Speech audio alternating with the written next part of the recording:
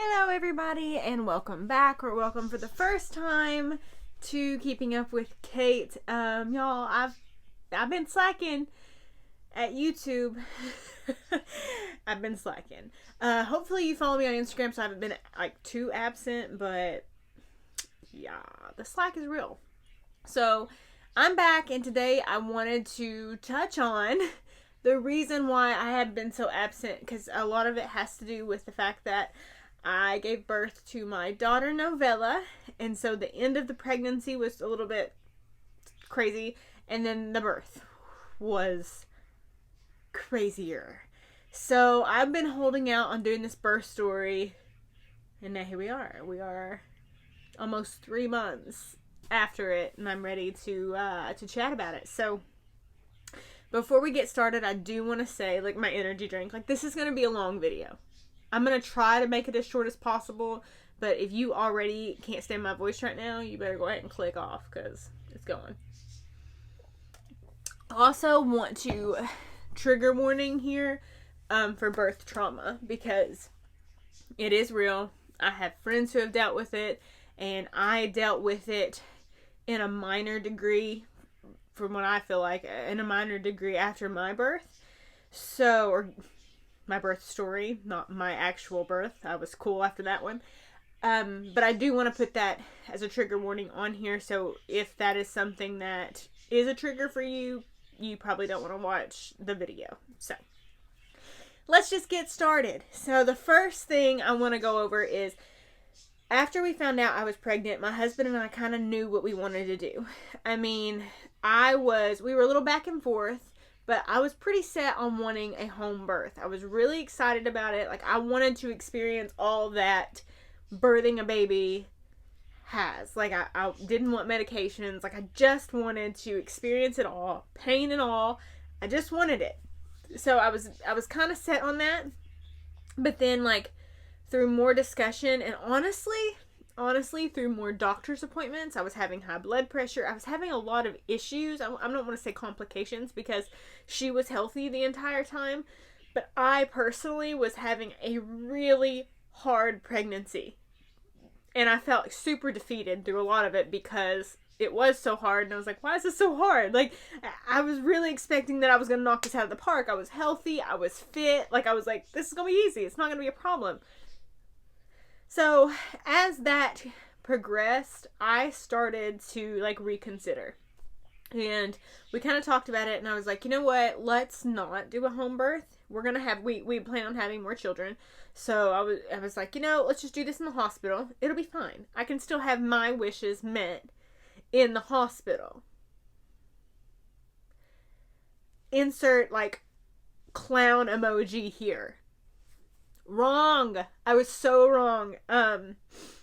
So as we prepare for the day of, I'm writing down exactly what I want. I made a birth plan, because I thought that was, like, I know this is my first child. I completely get that, but I would have never guessed that a birth plan in itself was, like, not common. Like, do people just go in and are like, I have no idea what I want. You tell me, doc. Like, so I didn't know it was, like, an uncommon thing until, and we'll get to that later, but until the nurses let me know, pretty much. So I have it all laid out. It gets to the point at the very end, like the very last trimester, where my blood pressure is going up pretty high, and the doctor recommends putting me on blood pressure medication. I agree, and I wish, looking back, and this is not medical advice, please don't take it as such, but I wish going back that I would have not done that and just found natural remedies to try to make it better, because it wasn't something crazy, like, to the point where she was in harm's way or anything like that. Like, it wasn't like that. But they didn't want it to get like that, which I completely understand. And they were worried about preeclampsia, and, that's, like, the starting point. If they see high blood pressure, they're really on the lookout for that and not letting it turn into something like that. So anyway, I listened, and I'm like, yeah, let's go ahead. Let's do the medication. What I didn't realize at the time was that their protocol at the hospital was, if you are on high blood pressure medication, you get induced 2 weeks early. They don't let you go past 38 weeks. So I find that out, and I'm a little bit bummed, but I'm also, at this point, I've had such a hard pregnancy that I'm like, you know what, that's fine. Induce me. Let's go. Like, let's get this baby out. I just didn't want the induction medicine because the whole point was a natural birth and this kind of thing. So, anyway, I was like, you know what, it's fine. I tried to walk her out, bounce her out, all of the stuff you can do right the week before we were getting induced, and it didn't work. So, here's where the ridiculousness, that's the word, ridiculousness. This is where this all starts. We go to check in at the hospital. We first go to check in, and it's already we're already have a bad taste in our mouth because this is, of course, in the middle of COVID, and I had to get tested, which doesn't make any sense. Let me just tell you this. I had to get tested, but my husband didn't, who was coming with me. But whatever. I don't make the rules. I was just following the rules. So I was supposed to get tested, and I knew that was supposed to happen, right? But they had told me at my last doctor's appointment, like the week before, they'll call you, the hospital will call you, and they'll tell you, the location to go and get your COVID test before you check in. And I'm like, okay. And they're like, yeah, just wait, they'll call you. Well, I don't get a call. Well, then I call about 3 days before I'm supposed to get induced, and I was like, I just wanted to let you guys know, nobody's called me to schedule anything, and they're like, oh, okay, that's okay. They usually actually only do it about, 2 days before, or a day before, because it's like, whatever. It only takes a few hours, or 24 hours to come back, and I was like, okay, that's fine, whatever, just checking. Well, then I don't get a call. So now it's the night before we get induced. The night before. And I'm like, I haven't had a COVID test, so I call. And this time I get told, oh, you cannot check in to be induced if you haven't had your COVID results back. And I was like, but it's not my fault. What does no one understand here? It's not my fault. And they're like really serious about it. Like, well, you can't check in. And I'm like, okay, well, why don't you fix the problem that you created? So I was getting a little touchy. And so they did fix it, per se, because they were like, okay, we can get you into this urgent care. It was literally 9:30 the night before I got induced. Do you know how much the night before I got induced? I wanted to spend that with my husband. Like, I just wanted a night with him, like that night, just to lay and talk and think about what's going to come the next day. Well, I didn't get that because we're trying to rush to a clinic to get a COVID test that they didn't schedule. So by the time I get back, I'm passed out. I pass out, go to sleep. Thankfully, the results did come back before we had to get checked in the next day. So we go to check in, and then they can't find us. Oh, I'm sorry, what's your name? I'm sorry. Okay, 1 second. Okay, wait, what's your name? So the person up front, I believe, was new, so we're going to give that to them. But at the time, I was just so frustrated because here we are with all these bags. Like, literally, both of us are weighed down with bags trying to carry them in because we came prepared. You don't know how long you're going to be in the hospital, And you can only have one person with you at this point. So, that was a little frustrating. But they found us. They found the name. And we get checked in. Here we go. So, we're at the heat of the story now. Now it all gets it's all downhill from here. So we get checked in, and this is like about 6 o'clock on the 9th. Yeah, March 9th. So go in, it's like 6 p.m. I'm already checked in and everything. And then they're like, hey, you want something to eat, because they're going to do one medication first, and I'm not even going to try to remember the names or pronounce all the medications, so just, forgive me for that. I'm not a doctor, and I didn't want medications to begin with, but here we are. So they were going to give one that was an actual vaginal insert medication that was supposed to start thinning the line of my cervix, okay? That one you can eat with, you can do whatever, but the very next morning at 6 a.m., they were going to come in and hook me up to Pitocin. Once they started me on Pitocin, which is the main induction medicine, you can't eat, drink, or anything. So they're like, do you want us to go ahead and order you food? And I had already ate before we came in, but I was like, yes, order me food, because, if I'm not going to be able to eat for Lord knows how long, I want to eat again. I just want to have my stomach full. Okay. They order food. They give me like the vaginal insert thingy, and they check me for dilation, and I am dilated to 2. So not far at all. So all night goes by. They're coming checking in. They hook me up, and here's the thing too. And this, I blame myself for not knowing this. I thought I was very prepared, but I wasn't, because I had a whole misunderstanding of what was going to happen. I knew that I would be hooked up to stuff due to medication. What I didn't realize was that I wouldn't be able to move around, because I wanted to move around for pain control. And you can't move around because they had like the heart monitor and everything on. So you can literally only get up to go to the bathroom. And if you get up to go to the bathroom, you better be back in that bed within like 2 minutes, or somebody comes in and is like, "You're unhooked." It's like, yes, I'm freaking unhooked. I had to pee. But I thought I could like carry, you see, you're hooked up in the little rolly cart thing. You can carry around with you, and I'd still be able to move. I was incorrect about that. So I was hooked up. All night goes by. All night. I'm not really having any major contractions or anything at the time, but I don't sleep at all. I'm like at all in that bed because you're hooked up. You can't move. Super uncomfortable. And then she comes in, and it's like 7 a.m. and she's like, "Oh, did your food never come?" No, ma'am. It did not come. No, it did not. So she's like, "Oh, you know what? Let me go get it. And I'll just let you eat anyway, even though you're not supposed to eat past a certain time or whatever before you get." And I was like, "Thanks, okay, thank you." And I'm a little annoyed because I'm like, who dropped the ball, Who dropped the ball? So, but anyway, I'm being super nice, by the way. I'm really annoyed, like, looking back on it, and the way that I tell the story. I know it may sound like I was a total, B-word. I was not. That's not me at all. I'm actually way too nice. So I was super nice the entire time. So all this happens, right? They get the food. Then they start me on Pitocin. And they keep checking me. Well, they keep checking me a lot. And to be honest with you, I didn't realize, once again, ill-prepared. Like, I thought I was so prepared, but I did not know this. There was a girl who was a nurse, but in training just for that unit. Because we had no students on our birth plan that we brought in. No students. I didn't want any students. If I can't have my family in there, I'm sorry. I don't want extra students in there working on me or watching me. That's just how I feel. But this girl was actually just training for this unit, to be in this labor and delivery unit. She wasn't a student.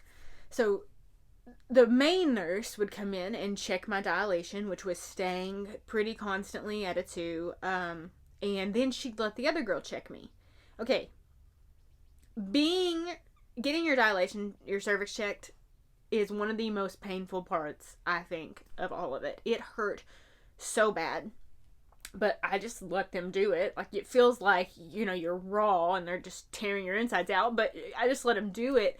And I didn't realize that you really shouldn't be checked every hour by 2 people. I didn't realize that. I wasn't cognitive of that. I was just letting it happen, thinking, great, we're going to find out real soon if I'm dilating. Let's go. I was just really excited to get my baby here. So, that's happening. Keep that in the back of your mind. They start me on Pitocin, and they keep kind of upping it slowly. And at this point, it's probably, I'd already started contractions. Like, as soon as they started Pitocin, it was 10 minutes. I'm contracting. About 10 a.m., I would say, 10 a.m. that morning, I am full-blown contracting. Like, I mean, and keep in mind, too, I actually had my family on FaceTime. I FaceTimed them as soon as they started the Pitocin, which was early in the morning, like 6 a.m. And they were on FaceTime for like over 16 hours. It was something crazy. So, pretty much my whole labor, besides the very beginning.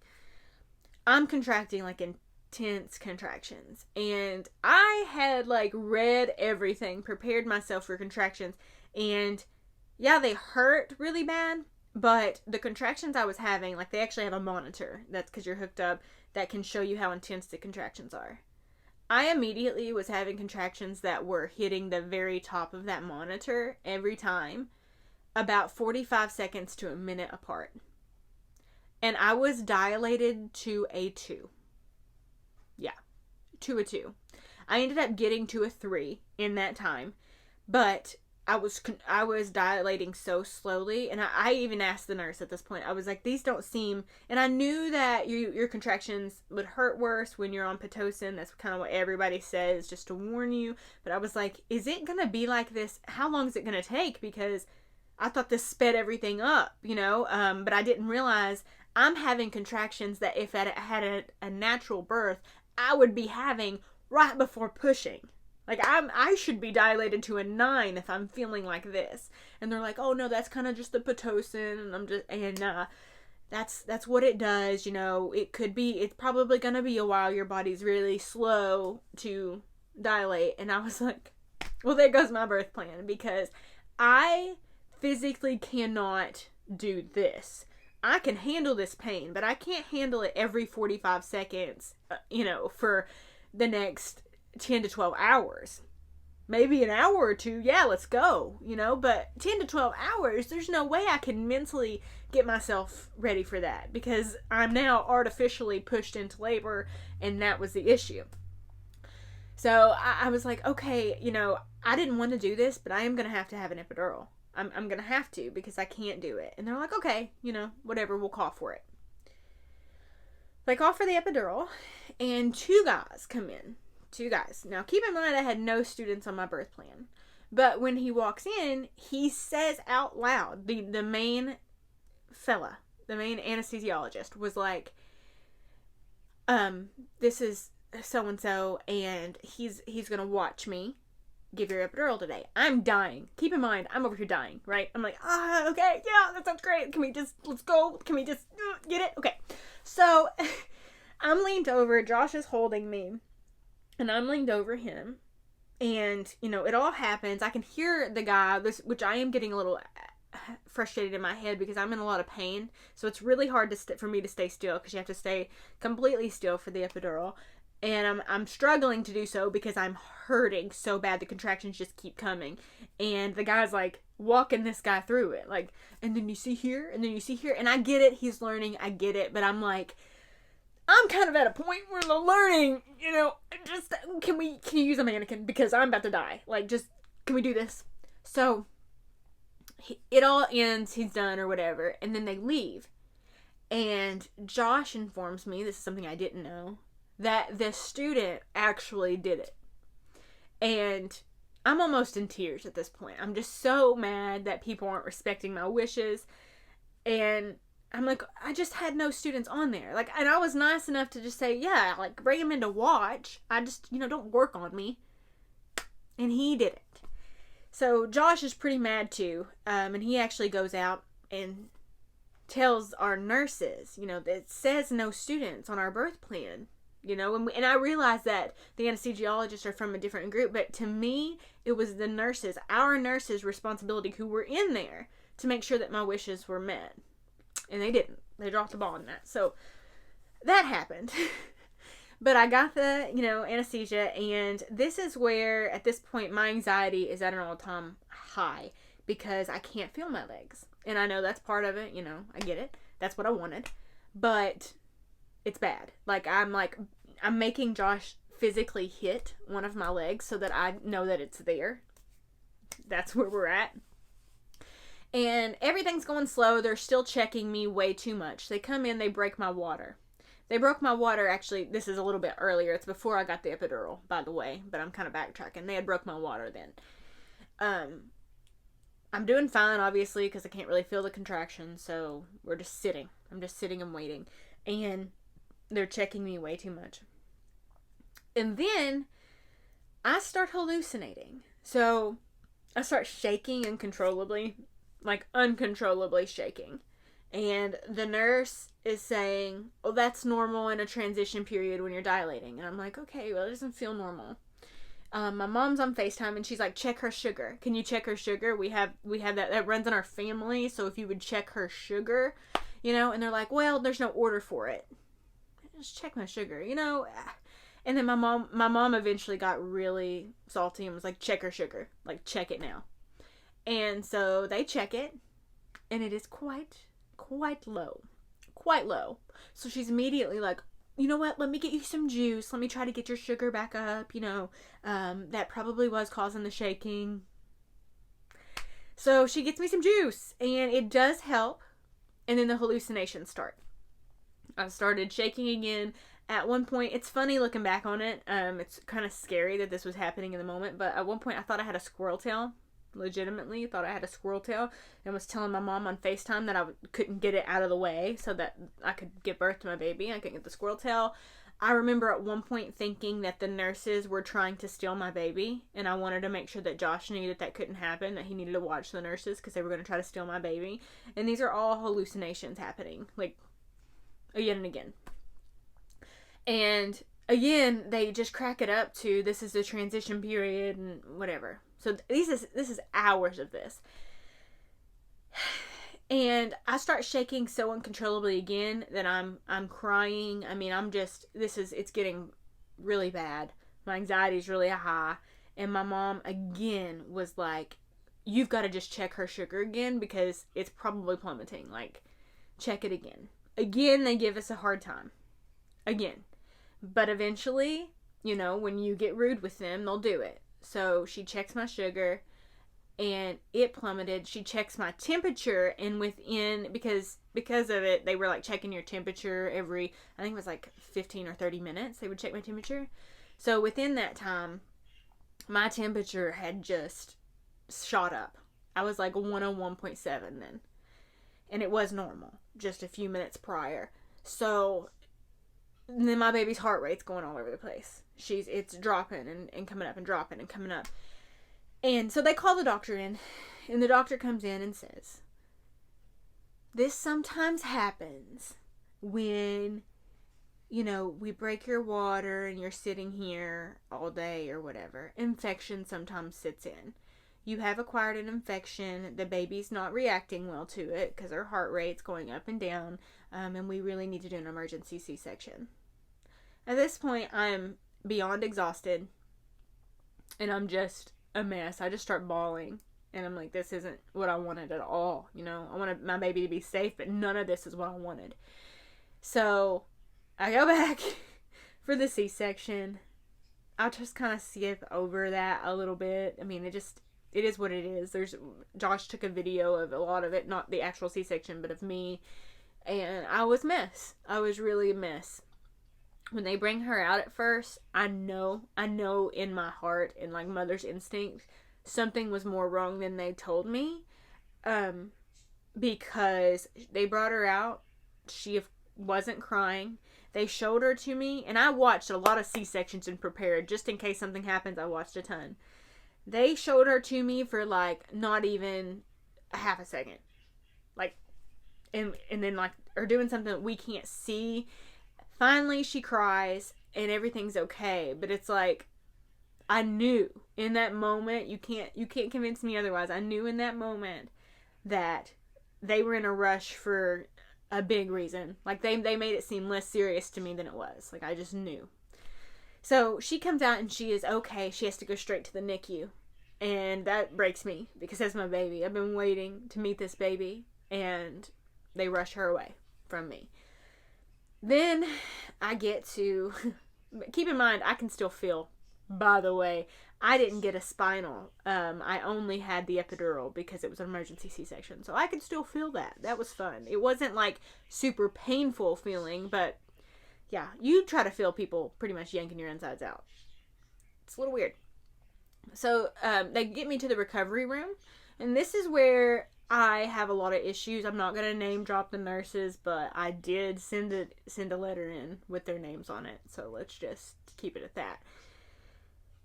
I'm in the recovery room, and once you have a C-section, if you're aware of this, I don't know, but they have to like push on your stomach to try to get that uterus to reattach the way it's supposed to, like make sure it is doing that. They have to do that like every 15 minutes for the first hour. And they reel me back there, and this is the most pain I've ever felt in my entire life. 100% hands down, I have never felt pain like this in my entire life. once again, did not have a spinal. So I'm not numb. I'm feeling all of this. It is gut-wrenching. And the nurse is pushing on me. And at some point, I just said, I can't. Like, I'm bawling. And I said, I just can't. I can't. And I kind of push her hands away. And she says, you know, some people just have a lower pain tolerance than others. And I almost lose it. I just wanted to say, sis, you want to go in there and get on the table and get cut open and then come back in here and let me press on you? Because I will do it happily. I will do it. And she was the worst. Honestly, she was one of the worst people that I've ever, she's just bad energy. And then she's the same person that walks back in and says, because she wasn't with us the entire time, you know, the nurses switch shifts. She says, oh, are you guys the ones with the birth plan? While I'm in recovery, you all. And we were like, yeah, the ones with a birth plan? Like it was like we're the only ones. And I'm thinking, what the heck? Do people not come in with a birth plan? So we were like, yeah. And she's like, giggles. This girl giggles and says, it never fails. If you come in with a birth plan, the baby ends up in the NICU. I say that every time. And I'm like, did this girl just make a joke about my daughter being in the NICU? I know this didn't happen. I know for sure this didn't happen because this girl wants to get clocked. Like, she just wants it. So, that happens. Well, we get to the room. Finally. Actually, they wheel me down, but I don't remember this part. They did wheel me down to meet my baby. I don't have a memory of that, really, at all. And then they wheel me back to our actual room. So, in the mother and baby unit. So, we're in the room. She's still in the NICU.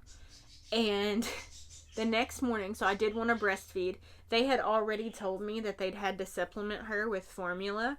And I was okay with that because I understood, because I was a little incapacitated, that they had to do that.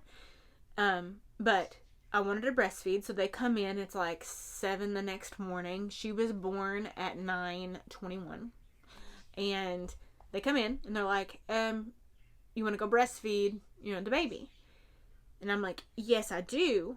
I was about 15 minutes away from getting my next dose of pain medicine. And to say that I was physically like,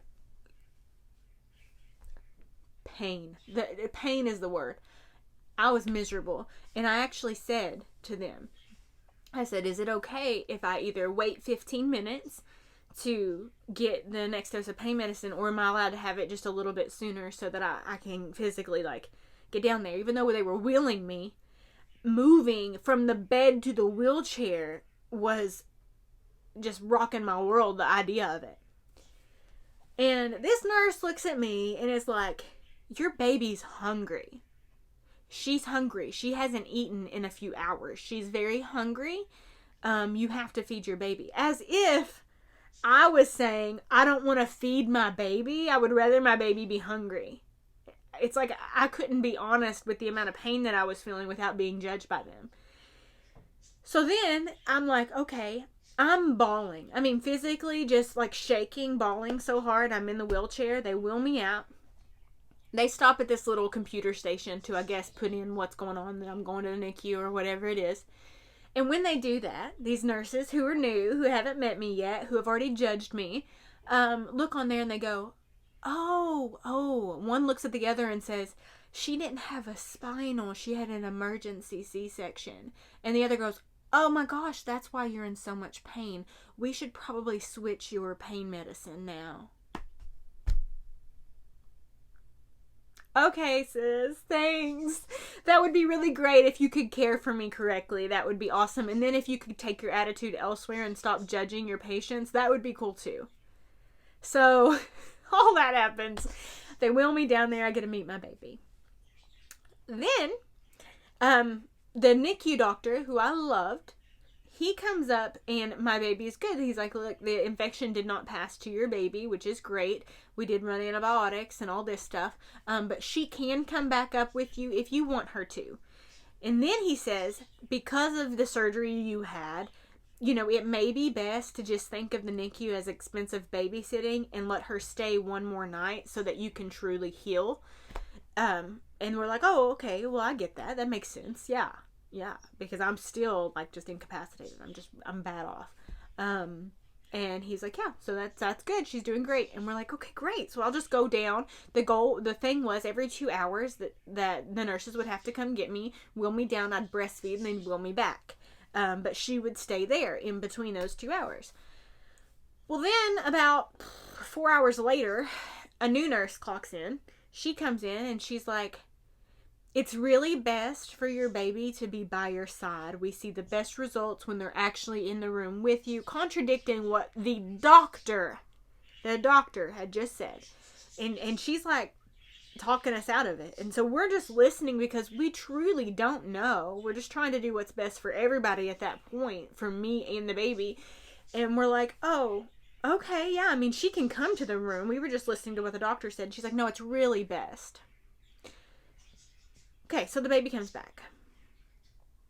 This baby, bless her heart, she screams and screams and screams. That night, I don't get any sleep. I mean, literally none.